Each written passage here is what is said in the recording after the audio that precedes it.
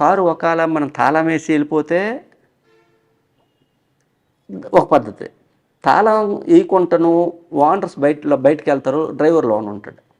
Driver loan ఉన్నప్పుడు వీడు ఏం చేస్తాడంటే ఒకడొచ్చి కారు చుట్టూ కాస్తారు, ఒకడొచ్చి 50 రూపాయల నోట్లని కారు కిందకి వెళ్ళట్టు, కారు బయటకు వచ్చినట్టు ఒక 4-5 నోట్లు జల్లుతాడు. జల్లీసి ఆడు వెళ్ళిపోతాడు. ఎప్పుడైతే జల్లీసి వెళ్ళిపోయాడో వెనక నుండి ఒకడు వస్తాడు, ఇలాగ కారు అద్దాన్ని ఇలా కొడతాడు. ఆడు చూస్తాడు, చూసి మాట్లాడ్డాడు అని చెప్పాడు, వెళ్ళిపోతాడు. ఎప్పుడైతే ఆడు వెళ్ళిపోయాడో డ్రైవర్ దిగిలో చూసేసరికి 50 రూపాయల నోట్లు కనిపిస్తే అద్దం తీసి 50 రూపాయల నోట్లు బయట 2 తీసుకొని లోన్కి వెళ్ళేసరికి అట్టుండి ఒకడు వస్తాడు. అట్టుండి ఎప్పుడైతే కారు లాక్ ఓపెన్ అయిపోతుంది కదా, అట్టుండి వచ్చిన వెనకాతలు ఉన్న కారులో ఉన్న వెనకాతల కారు డిక్కీలు వెనక ఉంటాయి కదా, ఆ కార్ సీట్లు వెనక సీట్లో ఉన్న వస్తువులన్నీ కూడా పట్టుకెళ్ళిపోయిన తర్వాత ఇది రెడీగా ఎప్పుడు కూడా కంటిన్యూస్ టీమ్ అది. ఈ విశాఖపట్నంలో అలాగే 3 అఫెన్స్లు అయిపోయాయి. ఓల్డ్ గాజువాకలో అయింది, డైమండ్ పార్క్ దగ్గర అయింది, ఆర్కే బీచ్లో అయింది, విజయనగరంలో ఎన్సిఎస్ థియేటర్ దగ్గర అయింది. 4 అఫెన్స్లు చేశారు. అఫెన్స్ చేసిన వెంటనే వీళ్ళు ఇద్దరికి ఇచ్చేస్తారు, వాళ్ళు పట్టుకెళ్ళిపోతారు. వాళ్ళ దగ్గర ప్రాపర్టీ ఉండదు, వాళ్ళ దగ్గర మనం పట్టుకున్న ప్రాపర్టీ ఉండదు. ఈ 4 అఫెన్స్లు కోఆర్డినేట్ చేసుకొని డంప్ కాల్స్ వెరిఫై చేస్తే మనకు 3 నెంబర్లు వచ్చాయి.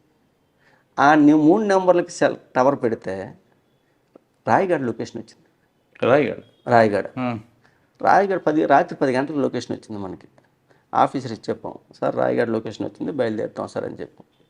ఓకేనన్నారు. తెల్లారి 4 గంటల రాయగఢ చేరుకున్నాం.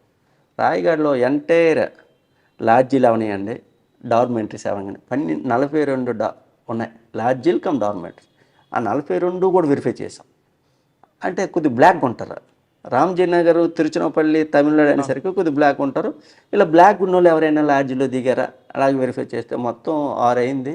42 లాడ్జీలు కూడా వెరిఫై చేసాం, ఎక్కడ దొరకలే. ఏమైపోయారని అలాగ ఆలోచించుకొని ఎందుకైనా మీద పక్కనే పోలీస్ స్టేషన్ ఉంది, పోలీస్ స్టేషన్కి వెళ్దాం పదంటే లాస్ట్ వీక్లో మా దగ్గర 7 లక్షలు పోయింది, ఈడిదే సీసీటీవీ ఫుటేజ్ సుందరన్నని ఈడి సీసీటీవీ ఫోటో వచ్చింది, ఈడు చేసాడు మాకు ఈ బ్యాంకులోనే అని అన్నాడు. అలా చూసి అలాగే వెళ్ళి సరిపోయింది. ఎందుకని మనీ లొకేషన్ పెడితే నైట్ స్విచ్ ఆఫ్ చేశారు, రాలేదు. మళ్ళీ 9 అయ్యింది, 9కి లొకేషన్ పెడితే మాకు లెఫ్ట్ సైడ్ వచ్చింది. మేము ప్రయాణం చేసాం, లెఫ్ట్ సైడ్ ఏటి ఉందని చూస్తే స్టేట్ బ్యాంక్ ఉంది. స్టేట్ బ్యాంక్ ఉంటే మాకు అప్పుడే మొత్తం స్టేట్ బ్యాంక్లోనూ ఒకటికి మొత్తం 5 వెళ్ళాం.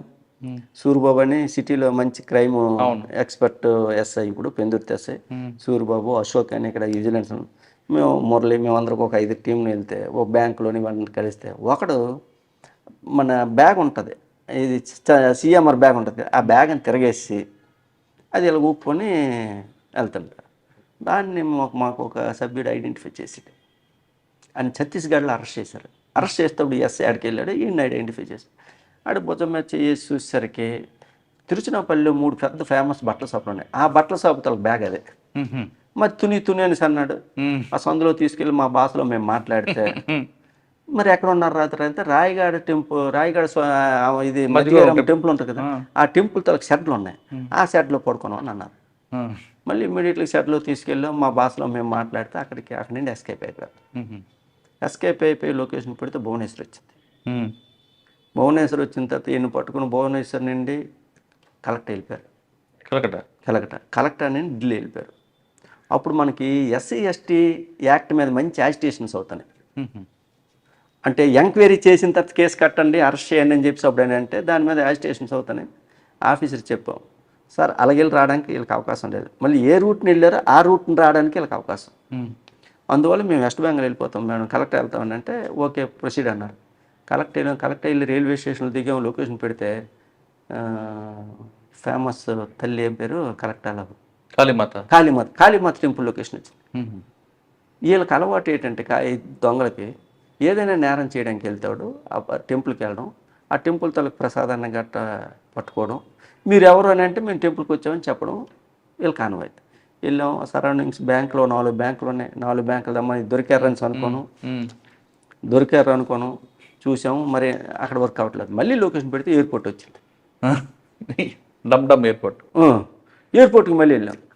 ఎయిర్పోర్ట్లో నల్గొండలో ఎవరు ఉన్నారు అలా చూస్తే ఎవడు కనిపించలే. కనిపించడం కొంతసేపు పోయిన తర్వాత ఇన్సైడ్ వచ్చింది. ఇన్సైడ్ మేము ప్రాసెస్ చేసరికి 1.5 hour పట్టింది. వెంటనే మాకు ఇన్సైడ్ పంపించలే. 1.5 hour తర్వాత పంపించడంలో స్విచ్ ఆఫ్ వచ్చింది. ఆడు వెళ్ళిపోయి మరో మళ్ళీ బ్యాక్ వచ్చాం. బ్యాక్ వచ్చిన తర్వాత మిగతా నెంబర్లకు ఫోన్ చేస్తే వాళ్ళు ఢిల్లీ నుండి వెస్ట్ బెంగాల్కి రిటర్న్ అవుతుండ్రు, కలెక్టర్కి రిటర్న్ అవుతుండ్రు. కలెక్టర్ దగ్గర 64 kilometers ఒక విలేజ్ ఒకటి ఉంది. అది కూడా ఈ టైప్ ఆఫ్ సెటిల్మెంట్ గ్యాంగే. మా అదృష్టం ఏంటంటే కోటేశ్వరరావు గారని గుంటూరు ఆయన IPS officer, west Bengal DCP. ఆయన మా పకీరప్ప DCP గారికి బ్యాచ్మేట్. ఆయనతో మాట్లాడితే మనకి వాళ్ళు మన ఫోన్ నెంబర్లు ఇచ్చేస్తే వాళ్ళు ఏం మాట్లాడుకుంటారో ఆ మాటలతో మనకు వచ్చేస్తాయి. ఆ వాయిస్ మనకి వాళ్ళిద్దరు మాట్లాడుకున్న వాయిస్ మనకు వచ్చేస్తుంది. ఆ వాయిస్ని తమిళనాడు వాళ్ళకి మన తమిళనాడు అతను తీసుకెళ్ళాం, అతనికి ఇస్తే వీళ్ళు ఏం మాట్లాడుకుంటారో వాయిస్ సంభాషణ వచ్చిస్తుండేది. ఈ విధంగా ఒక విలేజ్ ఉంటుంది, ఆ ఊర్లో పంచాయతీ ఎలక్షన్ కూడా జరిగాయి. ఆ విలేజ్ డైరెక్ట్గా లొకేషన్కి వెళ్ళిపోయాం. 50 మీటర్ల దూరంలో ఉన్నారు అలా. మాకు ఇంట్లో ఉన్నారు, 5 ఉన్నారు. మా ఇన్ఫార్మెంట్ 5 ఉన్నారు సార్ అని అన్నారు. DCP గారికి చెప్పాం, సార్ పొజిషన్కి వచ్చాం సార్, 5 ఉన్నారు సార్, పికప్ చేస్తాం సార్. నో అది ఆ విలేజ్ మంచిది కాదు, అంత సెటిల్మెంట్ గ్యాంగ్, మీరు అసల్ట్ అయిపోతారు. మీరు సాయంత్రం 5 గంటల వరకు వెయిట్ చేయండి, పంచాయతీ ఎలక్షన్ అవుతాయి, నామినేషన్ అవుతాయి, 5 గంటల తర్వాత మీకు ఫోర్స్ని ఇస్తామన్నారు. మళ్ళీ 4 గంటల తర్వాత మనం వెళ్తే ఏదైనా అయితే మళ్ళీ మన మీద ఇబ్బంది పడతారని చెప్పేసి బ్యాక్ వచ్చేసి రైల్వే స్టేషన్ దగ్గరికి వచ్చాం. ఆడ దురదృష్టం మన అదృష్టం, దాంట్లో ఒకటి ఆడు రైల్వే స్టేషన్కి వచ్చాడు. ఎందుకు వచ్చాడో తెలియదు. రైల్వే స్టేషన్ వైపు వెళ్తాడు. మావాడు సార్ ఈడే సార్ అని అన్నాడు. దానికి ఈడే అని చెప్పేసరికి మేము రైల్వే స్టేషన్లో ఇప్పుడు సాయంత్రం 5 అంత అయిపోయింది, 5:30 అయింది. వీళ్ళు ఇంక రాలేదు కానీ వెళ్తే ఆడ వెనకాతలు వెళ్ళి కాలేజ్ పట్టుకెళ్ళాం. మేము కాలేజీలో తోసి ఊరు అవుట్స్కట్స్ పట్టుకెళ్ళిపోయాం. వీళ్ళు 7 గంటలకు 12 మందిని ఇచ్చారు మాకు. లోకల్ పోలీసులు 12 మంది ఇచ్చారు. ఇలా మేము వెళ్తాను. దాంట్లో ఎవడైతే మెయిన్ లీడర్ ఉన్నాడో ఆడు ఆ విలేజ్ జంక్షన్కి వచ్చాడు. ఆడు జంక్షన్కి వచ్చేసరికి మామూలు ఐడెంటిఫై చేసి ఆడు భుజం వచ్చేసాడు. ఆడు భుజం వచ్చేసరికి ఆడు ఏం మాట్లాడు ఊరంతా కలిపి మమ్మల్ని చుట్టుముట్టేసి నాకు ఈ 2 చేతులు ఇలాగా వెనక్కి ఇలాగా పెట్టేశారు. ఎవరికి? నాకు. మా ఎస్ఐకి ఒక అతనికి వేడి టీ కింద పంపించారు, ప్రైవేట్ పార్ట్స్ మీద పంపించారు. ఇంకొక ఎస్ఐకి టీ వేడి నీళ్ళు పంపించారు. ఇలా మా చుట్టూ సరౌండింగ్ చేశారు. సరౌండింగ్ చేసి మరి మా ఏం పరిస్థితులు ఏం చేయలేక ఆయన విడిచిపెట్టేసి మాకు ఎప్పుడైతే పట్టుకుంటారో మిగతా లోకల్ పోలీసులు పరాపంచులు పారిపోయారు, దొరకలేదు అక్కడ. మా దొరికిన పాలసీలో ఉన్నాడు. ఆడున్నాడు. ఎప్పుడైతే ఇలాగ అయిందో సరే విడిచిపెట్టి సందులో గుందులో చూసి కోసుకొచ్చాం. 30 kilometers వచ్చాం. ఎస్ఐ ఫోన్ చేశాడు, సార్ మీరు ఎవరినైనా తీసుకెళ్ళారేంటి సార్ అన్న. తీసుకొచ్చాను. ఒక 300 మంది మా పోలీస్ స్టేషన్ మీదకి వచ్చారు సార్, ఆయన తీసుకొచ్చాను సార్ అన్న. అప్పుడు యోగానంద్ CP గారు చెప్పాం, సార్ ఇలాగ అంటారు, మీరు ఎవరిని తీసుకెళ్ళగలదు, మీ సెల్ ఫోన్లు ఆపేయండి, ప్రైవేట్ నెంబర్ ఒకటి ఉంచుకోండి, ఆ నెంబర్ తప్ప మిగతా సెల్ ఫోన్లన్నీ ఆపేసి పలానా దగ్గర ఇన్నోవా పెట్టాము, అక్కడికి వచ్చి DCP గారు మిగతా పోలీస్ ఆఫీసర్కి చెప్పొద్దు, రూమ్ ఖాళీ చేసేయండి, ఖాళీ చేసి డైరెక్ట్గా ఇన్నోవా పట్టుకుని వైజాగ్ వచ్చేయండి. ఆయన పట్టుకున్నాను. ఆయన పట్టుకుని వచ్చాను డైరెక్ట్గా. Phone switch off.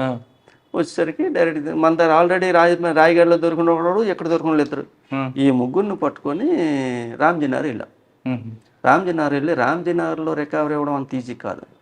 అప్పుడు యోగానంద్ CP గారు మన DGకి రాసి, మన DG గారు తమిళనాడు DGకి రాసి మేము వెళ్తే అప్పుడు రికవరీ 5.5 లక్షల రూపాయల వాల్యూబుల్ ప్రాపర్టీ రికవరీ ఇచ్చారు మనకి.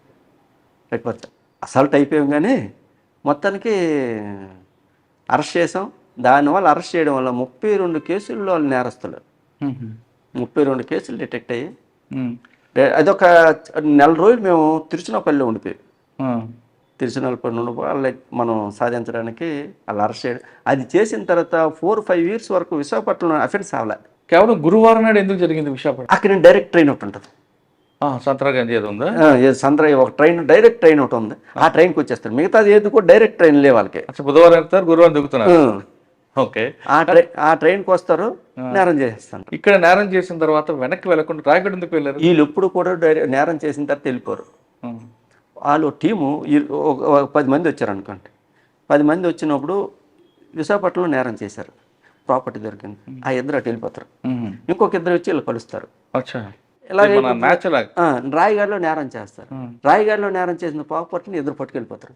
వీళ్ళు ఉన్నారు కదా, వాళ్ళిద్దరు వచ్చి మళ్ళీ కలుస్తారు. అదే మ్యాచ్ ఆడుతున్నారు. అంటే ఎవరు అవుట్ అవుతుంటారో వాళ్ళకి వెళ్తే ఇంకోటి ఆడుతుంటాడు. నీకు ఫిక్స్డ్ నెంబర్స్ ఉంటారు, ఎల్లోళ్ళకి రిలీఫ్లు వస్తుంటారు. ఎప్పుడు 24 గంటలు వాళ్ళ స్టేట్లో తప్ప మిగతా అన్ని స్టేట్లో కూడా నేరం చేస్తారు. సార్ ఇక్కడ నుంచి భువనేశ్వర్ వెళ్ళారు, ఒక బ్యాంక్ దగ్గర లొకేషన్ వచ్చింది, అంటే బ్యాంక్ లో కొడదాం. రాయిగడ వాళ్ళ ఏమి ఏంటంటే, ఒకటి ఇందా మీకు ఇన్సైడ్ ఉంటుండగా చెప్పాను నేను, అవుట్ సైడ్ ఉంటుండగా మీకు చెప్పలే. అక్కడ కారు తాళం వేసుకొని వెళ్ళిపోయాం అనుకో, కారు తాళం వేసుకొని వెళ్ళిపోవడం దాని అంత ఈజీ అఫెన్స్ మరవట్లేదు. ఇప్పుడు మన సైకిల్ బాల్ ఉంటాయి కదా, సైకిల్ బేరింగ్ బాల్స్ చిన్నగా ఉంటాయి. ఆ బేరింగ్ బాల్కి సిగరెట్ పెట్టి తల కట్టమొక్కని రబ్బర్తో క్యాటిల్ బార్ తయారు చేసి ఆ రౌండ్ దాన్ని పెట్టి క్యాటిల్ బార్ లాగా రింగ్ అద్దానికి కొడితే పిండి అయిపోతుంది. పిండి అయిపోతుంది. ఎలా అంటే సైకిల్ బాల్ని బేరింగ్ తల సైకిల్ వీల్స్ తల బేరింగ్స్ ఉంటాయి కదా, ఆ బాల్స్ ఉంటాయి చిన్నవి. ఆ బాల్స్ని సిగరెట్ అట్టపెట్టుతోనే క్యాటిల్ బార్లా తయారు చేస్తారు, రబ్బర్లా తయారు రాక్ కొడతాడు. ఇలాగా సేమ్ 5 వేలు ఉంటారు, ఒకడు ఇలా కొట్టి ఇలా వెళ్ళిపోతాడు. వెళ్ళేసరికి అద్దం పిండి అయిపోతుంది. కొట్టినోడు చేయి పెట్టాడు, ఇంకోడు ఉంటాడు కదా, ఆడొచ్చి చేయి పెట్టి పట్టుకు. ఇది కాకుండా అటెన్షన్ డైవర్స్ కూడా చేసేవారు, ఏమైనా వెనక నుంచి బిస్కెట్ అంటించడం. అది చేయరాదు, అది అది మనం ఏదో చెప్పుకోవడానికి. కానీ అటెన్షన్ డైవర్షన్ రెండే రకాలు. ఒకటి నోట్లు ఇసిరేసి చేస్తాడు, 2 క్యాట్ బాల్ ఉపయోగించి అద్దం కొట్టేసి డ్రైవర్ లోన్ ఉంటే నోట్లు సర్దుతారు, నోట్లు డిస్ట్రిబ్యూట్ చేసి తీసుకుంటాం. డ్రైవర్ లేకుండా మనం అందరం తాళం వేసుకుని బయటకు వెళ్ళిపోయి కార్లో సామాన్లు పట్టుకుని వెళ్తే క్యాట్ల బార్తో. కరెక్టే. డ్రైవర్ ఉన్నప్పుడు కానీ డ్రైవర్ లేనప్పుడు కానీ ఆ కార్లో ప్రాపర్టీ ఉందనే విషయం వాడికెళ్ళి తెలుస్తుంది, అంటే ముందు నుంచి ఫాలో అవుతుంటాడు. మనకి ఆడికి అంత ఐడియా ఉంటుంది, ఫాలో అవుతారు. నీకు ఒకసారి అయితే డైమండ్ పవర్ దగ్గర 5 లక్షల రూపాయలు క్యాష్ పట్టుకెళ్ళిపోయి బ్యాంక్ దగ్గర నుండి ఫాలో అవుతారు. కొన్ని సందర్భాలు దానికోసం ఎన్ని కిలోమీటర్లు జర్నీ చేస్తారు, వెళ్తారు. లోకల్ సాంప్రదాయ దుస్తులే వేస్తారు వాళ్ళు, ఏ స్టేట్ వెళ్తే ఆ స్టేట్ దుస్తులు వేస్తారు. సార్, ఈ ప్రాపర్టీ అని తీసుకెళ్ళి రామ్జీ నగర్లో వీళ్ళకి ఒక లీటర్ ఉంటాడని, ఆ లీటర్ దగ్గర ఇస్తారని, మనం ఎవరైనా పోలీసులు వెళ్తే ఆ లీటర్ సెటిల్మెంట్ చేసి 100% ఇవ్వకుండా 70% ఇస్తాడని. రామ్నగర్లో 3 లీడర్స్ ఉన్నారు. ఒకడు ధన్పాల్, వాళ్ళ నెంబర్లు కూడా ఉంటాయి. ధన్పాల్ ఒకడు, ఇంకేది మొత్తాన్ని 3 లీడర్లు. ఏ గ్యాంగ్ లీడర్ ఆ గ్యాంగే లేచారు. వాళ్ళు మాత్రం ఆ లీడర్స్ మాత్రం వెల్ సెటిల్డ్.